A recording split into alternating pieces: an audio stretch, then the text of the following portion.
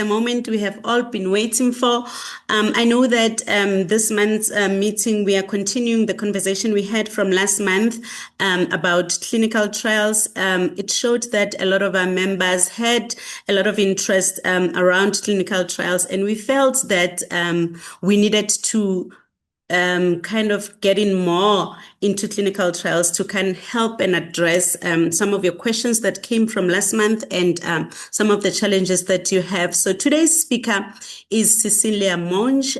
Cecilia is the medical director in clinical development and a board-certified medical oncologist with extensive experience in the gastrointestinal cancers, including colorectal cancer, liver, pancreatic and biliary tract malignancies. She previously served as an associate research physician at and an assistant research physician at the National Cancer Institute, and she also is in the review committee for the thoracic and gastrointestinal malignancies branch. Dr. Monge completed her medical oncology fellowship at NCI and a Master of Public Health from Johns Hopkins School, and completed her residency training in internal medicine at the Georgetown University Hospital. So yes, we are happy to have you, Cecilia, and I will hand it over to you now. Well, thank you so much for that very kind introduction. It's really an honor for me to be here. I deeply respect the work done by the Global Colon Cancer Association. So it's really an honor, and thank you all for joining me today. So I'm going to be touching upon countrywide barriers to clinical trial access, specifically in colorectal cancer, and basically the importance of building equitable, representative, and diverse pathways to trial access worldwide. So this is the roadmap for the conversation today. So we'll be talking a bit about the global colorectal cancer burden, country-level barriers to trial access, representation, diversity, and equity in trials, strategies and solutions, and the path forward. So the perspectives I share today are my own. They basically reflect peer-reviewed literature as well as public health literature that's cited throughout, some of which I have been part of. This is not an official position of Johnson & Johnson. My work sits at the intersection of basically clinical oncology, global health research, and pharmaceutical development. As mentioned, I'm currently a medical director in innovative medicine at Johnson & Johnson. I oversee the colorectal trials, and I help design and oversee trials that ultimately must reach patients across very different health systems.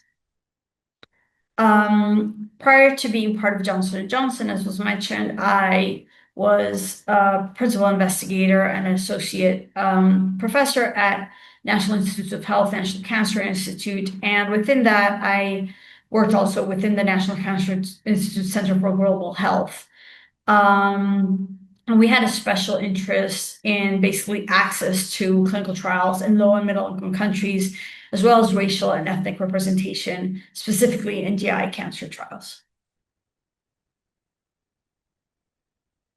So section 1, so if we talk a bit about the global colorectal cancer burden, and this is why countrywide access to clinical trials is really a worldwide imperative.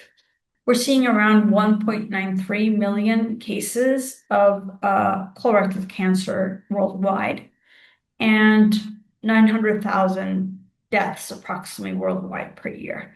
Colon cancer is the third most diagnosed cancer globally, and it's the second leading cause of cancer death.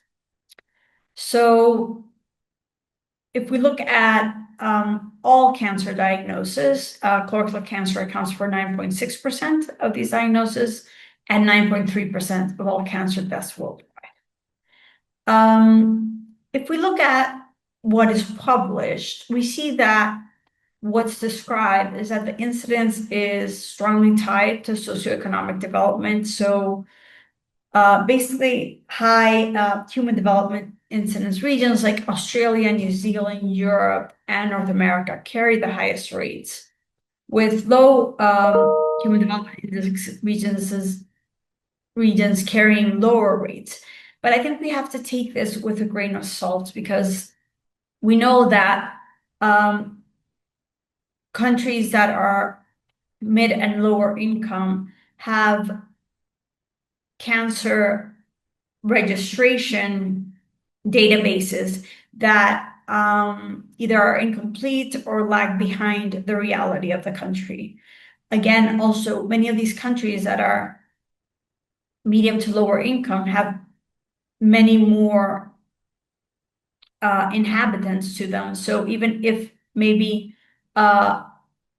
incidence-wise they're not as high, for example, China is currently one of the countries that has the highest number of patients in the world with colorectal cancer. So country level incidences per the literature, again, do vary more than 20-fold. And we see the higher incidences in higher income countries, but again, that may have to do with cancer registries and the possibilities of each country to keep those cancer registries actually accurate and up to date. So as I was mentioning, China alone currently contributes to roughly a quarter of cases worldwide, even though its age standardized rate is lower than Australia and New Zealand. And that's just because of the number of people that live in China. Next page. Thank you. So we can see that the incidence varies wildly by region. And I already spoke to this and the importance of cancer registries to actually see what the real world numbers are. Next. Okay, so then we come to, well, why do clinical trial access actually matter for patients? Well, first of all, it represents access to innovations. So as was mentioned earlier, trial participants gain access to new therapies years before they are generally available. So a therapy that could be FDA approved, EMA approved down the line, a patient can get access to that therapy within a clinical trial. There's also another very important point to mention, which is that in general, it is well known that patients that are on a clinical trial are much more closely monitored.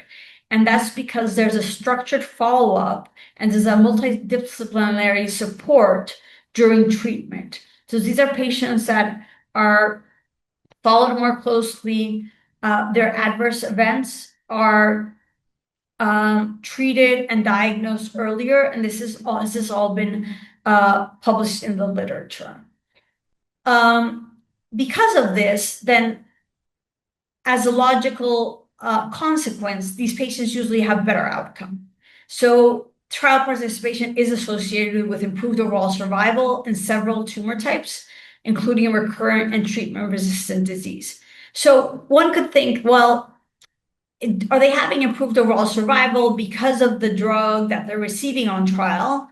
That may be the case for some patients, but not all, because as we know, some clinical protocols do not work for patients. But since they're so closely monitored, the moment they have disease progression, they are taken off trial and hopefully still have a good performance status and can go on to standard of care or to another trial. So it's very interesting to see that even though maybe this overall survival increase isn't tied with the protocol that the patient was part of, the fact that the patient is followed so closely and that progressive disease is monitored every 8 weeks usually, then these patients, as soon as the treatment stops working for them, will come off of protocol. And this is really important for these patients to then have access to other treatments that will eventually lead to a better overall survival. And the last point was also touched upon earlier, and that we really have to be grateful because every participant contributes to evidence that shapes care for future patients. So they're not only trying to find a treatment that may benefit them, they're really doing something that's very charitable in my mind, is that they are contributing their valuable time because, of course, the most valuable thing we all have is time. But that's not that clear until you get a cancer diagnosis. The moment you get a cancer diagnosis, you realize that time is definitely the most worthy thing you have in your hands. And as part of what I mentioned of the close monitoring, that comes hand in hand with the fact that patients that are on protocol spend a lot more time in clinic. They are seen more often, they are imaged more often. There's research nurses that are calling them, maybe at times when they want to be just forgetting about their cancer for a bit and being with their family. So I think that it's very charitable of a cancer patient to go on a clinical trial because although, yes, they may benefit, but they also may not. But the bottom line is that they're giving their most valuable asset, which is time. And it's our most valuable asset. But again, when cancer is on the table, it becomes very clear. Next slide. Okay, so there's an issue in which although the publications, show that the incidence of colorectal cancer is higher in higher income countries, we know that by number of patients and by burden, especially because patients are diagnosed later, trials are actually concentrated where the burden of colorectal cancer is lowest. So less than a third of high income country-led cancer trials enroll any patients from lower middle income countries. So that's very low if you think that these trials are global. 8% of phase 3 oncology randomized trials globally are led by investigators based in lower middle income countries. So that's very low. So that means that even though some patients may be coming from lower middle income countries, because these are global trials going for registration, only 8% have a principal investigator of the overall trial, right? Not of the hospital, but the overall trial that's in a lower middle income countries. They're all in high income countries.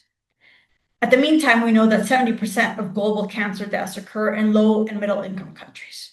So these numbers don't match what we would like to see.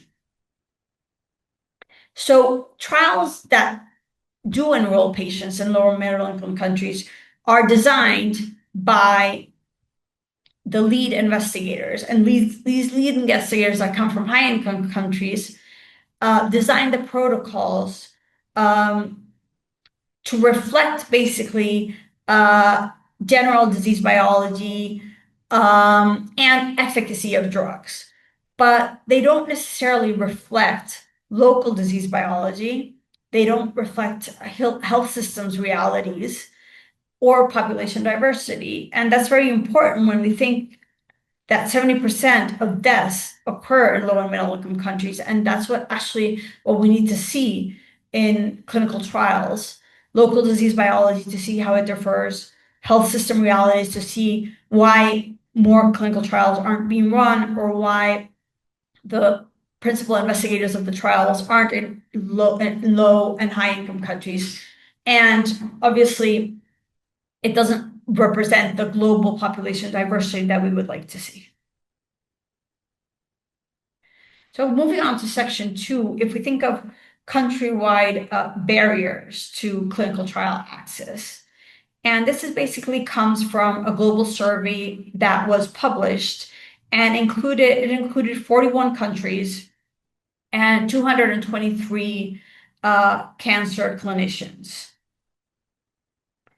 And basically, this was done by the NCI, Center for Global Health. And all these respondents basically were coming from low and middle income countries, and the survey was available in multiple languages.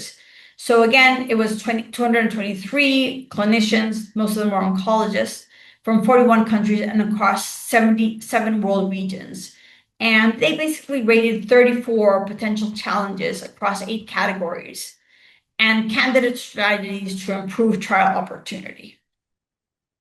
So if we look at some of the respondents of this survey, 82% were affiliated with LMIC institutions, 30% were based in sub-Saharan Africa, 26% based in Latin America and the Caribbean, and 19% reported that they had some colorectal cancer trial experience.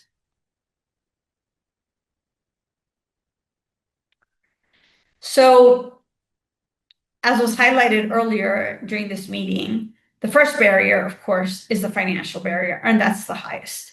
And it comes from anywhere from difficulty obtaining investigator-initiated funding, and that usually comes from pharma, difficulty obtaining any funding in general, and the complex application process that grants imply. And unfortunately, that application process has just become more and more sophisticated and complex in the last 5 to 6 years. There's also an issue of the cost of the trials, which are very high. And then there's sometimes a lack of interest in pharma in doing local trials because they're more interested in doing global trials that go for regulatory approval. So nearly 8 in 10 respondents said that securing funding for investigator-initiated trials, as opposed to industry-sponsored high-income-led trials, was their largest obstacle. And without dedicated funding streams, they basically can't design trials that answer their country's priority questions. The second barrier was human capacity. And the most important part of that was lack of dedicated research time. So clinicians in LMIC often carry a heavy patient load and no protected time for research. So I think we are all knowledgeable that in countries that have low and middle incomes, we see large lines of patients waiting to see the oncologist. So you can only imagine the time that that oncologist has for each patient, and then how much time that oncologist has to eventually think of applying for a grant or running a trial if the funding were to be there. So without investment in people, not just infrastructure, basically trial capacity cannot scale. They also mentioned competing clinical priorities, which is actually, goes hand in hand with lack of dedicated research time, as I just described, as well as personnel shortage. They don't have obviously research nurses and people dedicated to the protocols, if any are being run. Then there's a lack of research training and a lack of mentorship as well.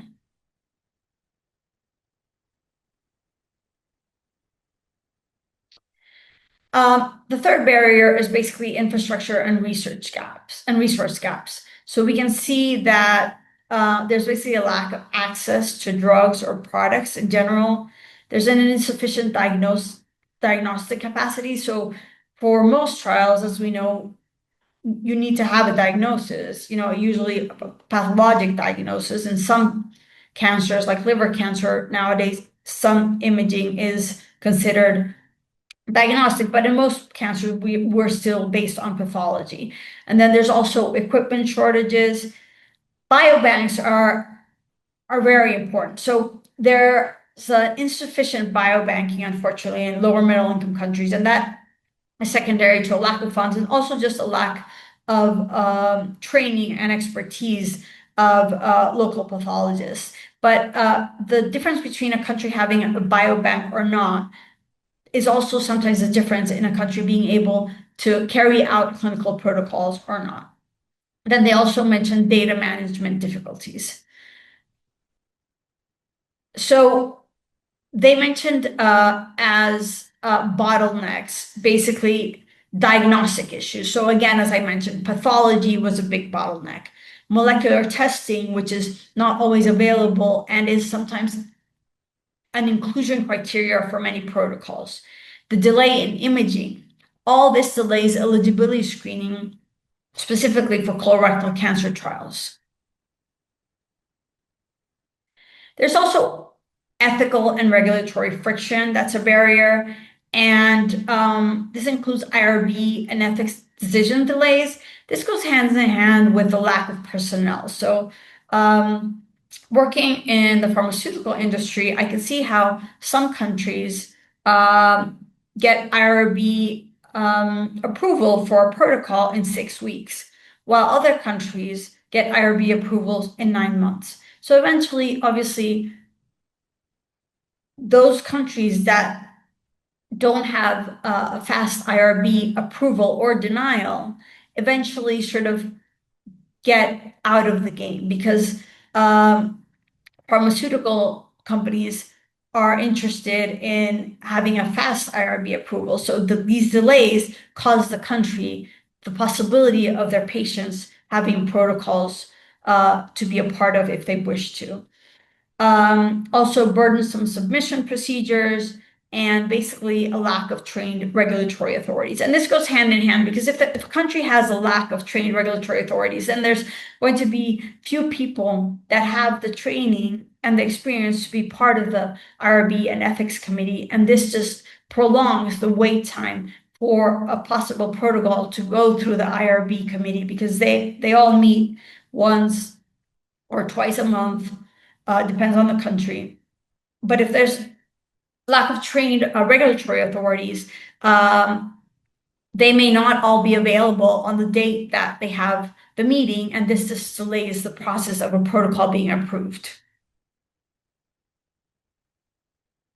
There's also health system and socio-political barriers that were cited. And basically, this just reflects that there must be a government political will for protocols, clinical protocols to be run in a country. And if there's a fragmented healthcare system, it's harder to run a protocol because sometimes a patient has to be referred from one hospital to another one, usually one of higher level of care, to be a part of a protocol. And then when there's a lack of coordination of trial efforts, as well as difficulty identifying collaborators, be that oncologists or nurses that are seeing the patients with possible cancer diagnosis during their first visit, then in the end, this becomes a large impact and a large barrier for patients to be able to enroll in any clinical trial. So basically, clinical trials don't exist in a vacuum. They depend on a functioning referral network. So those are the collaborators, basically. Insurance systems, be that social or private, depending on the country. Many of low and middle income countries have more of what's called a socialized insurance system. And there must be a prioritization of cancer research from the government. So it has to be a public health investment, and it should be seen like that. It shouldn't be seen as a luxury. This is very important, and this applies, although, as I mentioned, this survey was done in low and middle income countries. This applies to high income countries as well. So there's also patient level barriers to enrollment. So there's difficulty accessing care, and we can imagine this in lower and middle income countries, but this is also a problem in high income countries. There's a lack of insurance coverage, and I would say that this is globally an issue because although when a patient enters a protocol, most of the treatment and imaging, etc., when the patient is on the protocol, is paid by the sponsor or by the funding that the investigator was able to obtain. To be able to meet the eligibility criteria for the protocol, you do need be that pathology, biomarker testing. And if you don't have insurance and that has to come out of pocket, it becomes a challenge for most patients. There's also a lack of clinical trial awareness. There's restrictive eligibility criteria as well. So in many protocols that are, as I mentioned, designed in high-income countries, the eligibility criteria may include things that are very difficult to get in a low or middle-income country. For example, be that biomarker testing or even an echo, for example, just because one of the chemotherapies that will be used has a low incidence of adverse effects in the heart. The next barrier at the patient level is important, and that's a distrust of research or practitioners, and that's something that we see worldwide, and I think that's something that we can all be advocates, and I think we all are all already advocates for, because of historical circumstances that I won't go into, but we're all familiar with. There's certain distrust of research because research has not always been done with the highest ethical standards during the history of clinical research, and that brings distrust specifically to minorities, and this brings a cost to the diversity and representation of the patients that go on to clinical trials.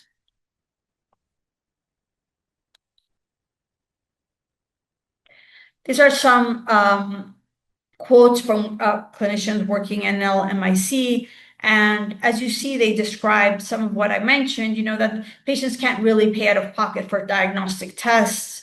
They have problems traveling long distance. So sometimes they present very late in their disease course to qualify for a trial and the eligibility criteria that goes with it. The problem with dedicated research time because the clinical volume is overwhelming. And they also noted that trials are sometimes dedicated to what we call socially prioritized cancers. So those include cervical, breast, prostate, and fortunately for colorectal cancer patients, this is a socially prioritized cancer, but there are many other cancers that are not. So these are more likely, and I think we should work with this to gain political support needed to move forward. So the fact that colorectal cancer is a socially prioritized cancer is actually an advantage that we all have. And that brings to an easier national dialogue of making it a research priority. If we look at just a random regional spotlight, so if we look at Latin American, for example, so 26% of LMIC-based cancer trialists were affiliated with institutions in Latin America and the Caribbean. And this is the second largest regional group after Sub-Saharan Africa. It's important to mention that colorectal cancer incidence is rising faster in Latin America and the Caribbean than in almost any other world region. This is driven by dietary and lifestyle transitions. And unfortunately, Latin America still lacks the research infrastructure to run late phase trials locally. So we know that, for example, Brazil and Mexico are part of global trials many times, led by pharma as sponsors, but other Latin American countries lack the infrastructure to be a part of global trials. And again, there's a limited amount of funding for locally based and run trials. So we've talked about the problems of out-of-pocket costs, late-stage presentation, and growing burden with a thin infrastructure. Latin America is a perfect example of that.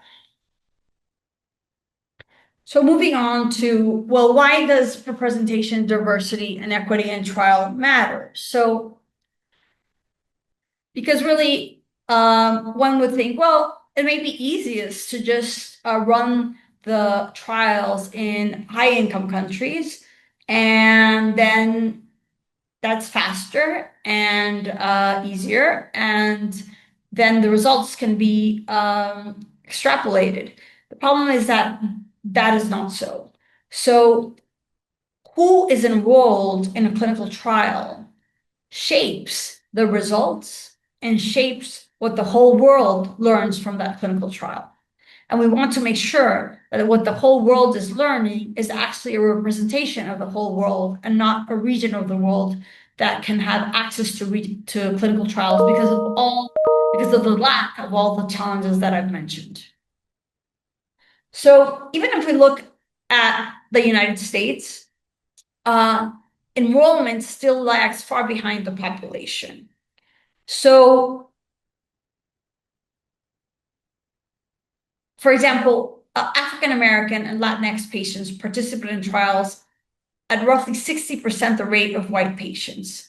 And this gap widened even more during the COVID-19 pandemic. So as we know, if we look at the US population as a whole, approximately 17% of the US population is African American.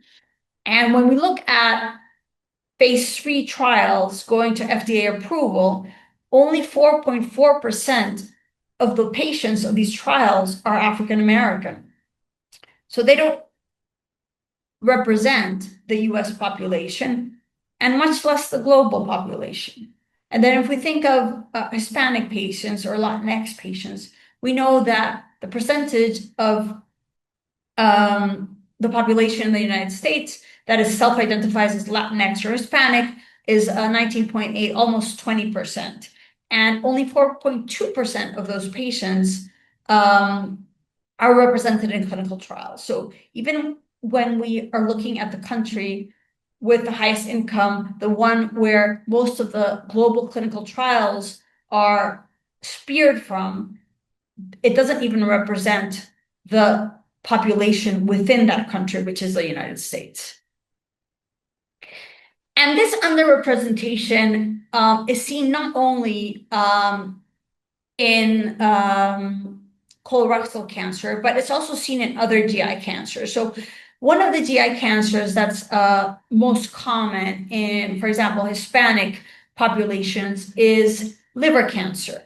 So liver cancer cases occurred in Hispanic individuals in the United States. Approximately of all liver cancer cases, approximately 15.1% of them were Hispanic from 2015 to 2019. In that same time period, the percentage of patients that were Hispanic that enrolled in global phase 3 trials was only 1.6%.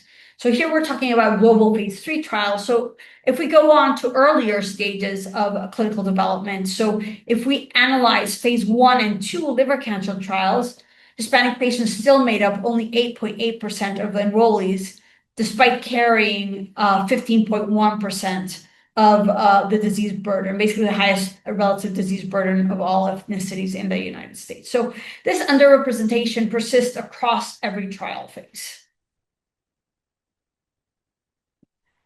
And going back to, well, why is it so important to include people suffering from cancer from all over the world, and even within the United States and within high-income countries, including different ethnicities? Well, because there is a difference in molecular biology, and this is very clearly described in colorectal cancer. So this was basically a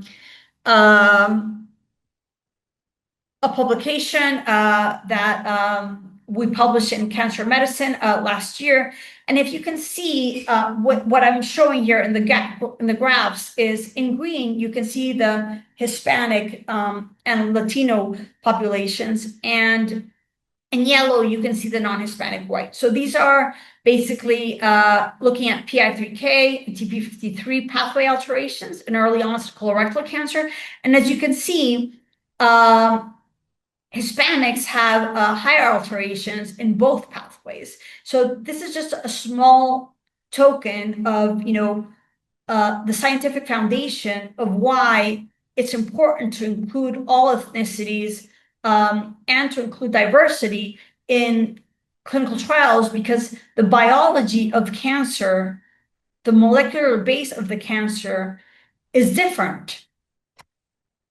So I believe that representation of all ethnicities and the importance of diversity is really a scientific requirement. I don't think it's just be an equity goal. Why? First of all, because of different tumor biology, and I just gave a one example of that because of the time restraints we have. But if we look into the literature, the differential tumor biology is very well documented. There's also pharmacogenomic variation. So we well know, and this doesn't only apply to cancer, we've known from a long time ago that, for example, even hypertensive drugs. So a hypertensive drug, for example, calcium channel blockers, which is a type of hypertensive drug, so a drug for high blood pressure, it works better in African American patients than in a white patient. So that also applies to cancer medications. The drug metabolism, the toxicity profiles, and the dosing needs can vary by population.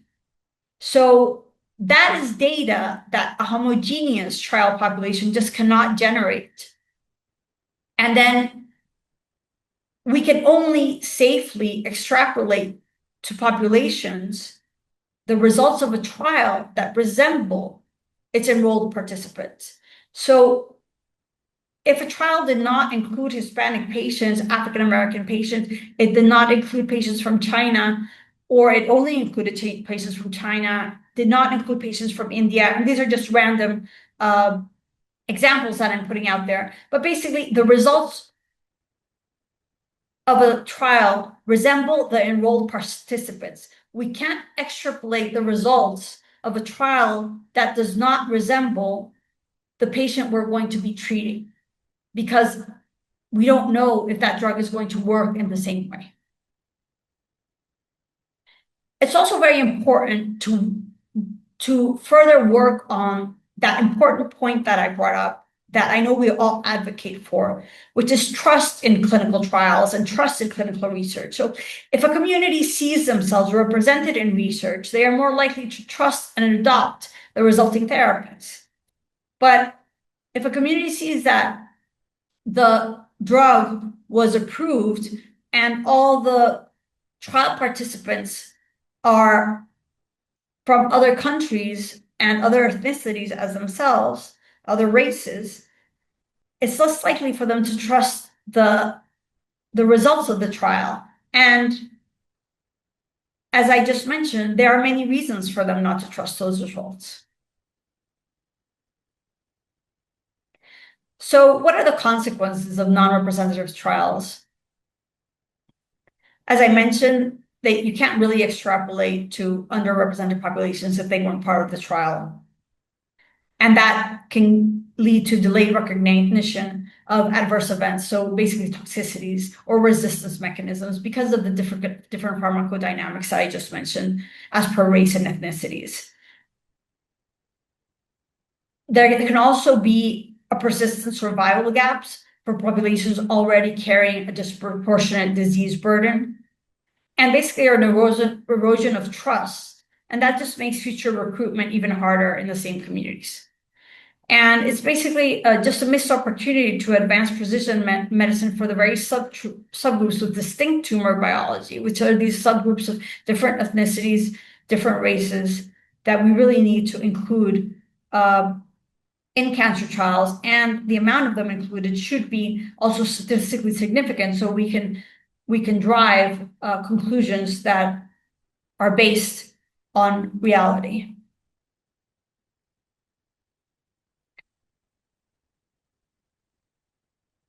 So what are some ways that we can move towards patient-centered, globally relevant trials? So if we look at lower middle income trialists and their preferences, they're a bit different than from a high-income trialist's preferences. So high-income country trialists are very focused on efficiency. But if we look at lower middle income trialists, they are very focused on dose de-escalation, and that's because of both funding reasons and also when we talk about dose de-escalation, it's not only the dose, but also sometimes the frequency between one dose and the next dose. And that goes hand in hand with the difficulty of travel in many low and middle income countries. So they are of course interested in efficiency, but they're more interested in pragmatic trial designs over conventional late phase superiority trials, which is what industry usually runs. And 68% of them did recommend multinational trials with sites in both high income and lower resource countries. But I think that what's important to be able to do that is to involve patient advocates from the earliest stage of trial design across world regions. So right now, pharmaceutical companies are starting to do this. But the problem that I see is that sometimes there are amendments to the protocol, and then that's where sort of the patient advocacy falls through, not because of the patient advocates, it's just because the company sort of forgot that there was a patient advocate at the earliest stage of the trial design, and the patient advocates should continue to be a part of that protocol until the protocol ends. That's something that an initiative that's being led right now at Johnson & Johnson. So I'm sure that other pharmaceutical companies are doing the same. But ideally, if we look at this, for a trialist in a low and medium income country to be able to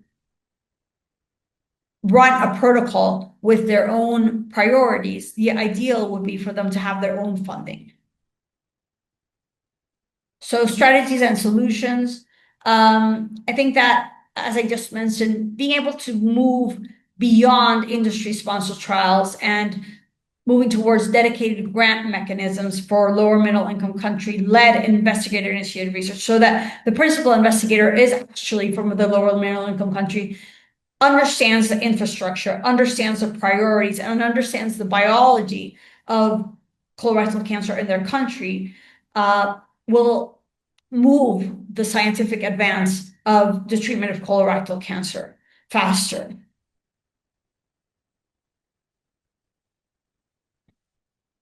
We need to invest in training programs and protected research time for clinicians. How can this be done? This can only be done with advocacy through governments, basically. There are programs like the International Collaboration for Research Methods Development in Oncology, CRADO, which is done in Africa, as well as Latin America.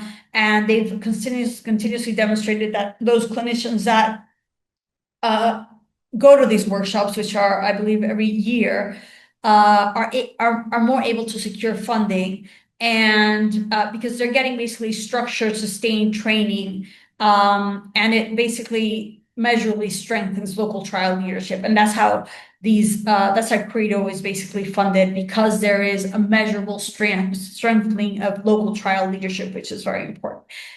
So as well now has grants dedicated to lower middle income countries, which again, it is a complex grant application, but at least the funding is there. I think that when there are partnerships like there are right now, it's important for them to be equitable, which is not always the case. So partnerships between high income and LMIC institutions must move away from the model that we have right now, that basically to a point, LMIC investigators are sort of implementers rather than co-designers. There has to be an equitable partnership. There must be a real authorship credit, because that's very important for then these LMIC investigators to be able to get their own funding. There must be shared decision making and local leadership within each country, not just data collection responsibilities. And this is something that I think we can strive to obtain through just developing relationships with oncologists and trialists and lower middle income countries, because they play a very important role, because they represent diversity that the trial needs. So they actually do have leverage and negotiation power, but sometimes they're not aware of it. So the idea is that if we could move more towards regional or national trials, they could be more designed around locally relevant clinical questions and endpoints that are actually feasible for an LMIC country, and not just imported protocols. And this would include flexible eligibility